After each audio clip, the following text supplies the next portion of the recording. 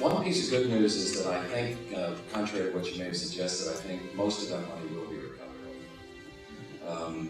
Beyond that, I think that the single most responsible feature of the problem relates to complacency within the building. And I think the mayor has a key role in that in terms of setting a tone with regard to real accountability. We started to see that with, there have never been two department heads fired.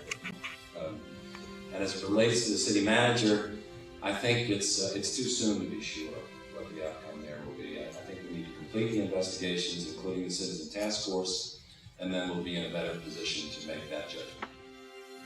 Well, I think we have to get past the embezzlement crisis, and recovering the balance from the defendants is probably nil and none. So I wouldn't place much hope on that.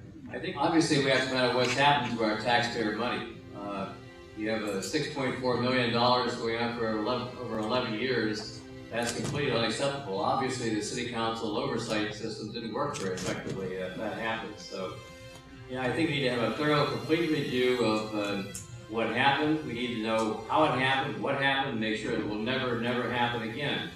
As was said, the city has 131 funds. You can look through them here and online and all that sort of stuff. All those have to be investigated as well, not because we believe anything's happened there, but just make sure that nothing has happened there. But I would ask the state controller to come in and do an audit of all of this thing so we know that the city is on the right path. And as I said, the public has to know what happened, how it happened, and be very confident it's not going to happen again. Yes or no?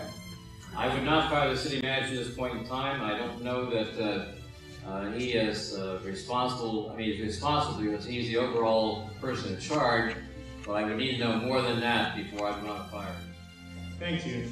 I think first of all, I'd like to thank the finance staff for discovering the embezzlement. They were the actual ones who actually found the invoices, brought it to the attention of the committee, finance committee, to move forward with what the options were to prosecute.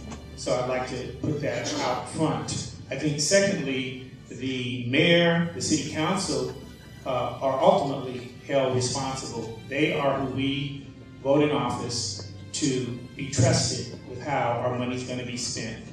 I think thirdly, as to Michael Beck's position, Michael Beck came to Pasadena in 2009. This started in 2003.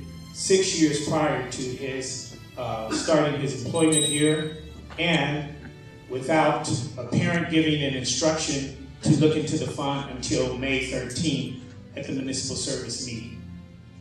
Yes or no on this, on the city manager?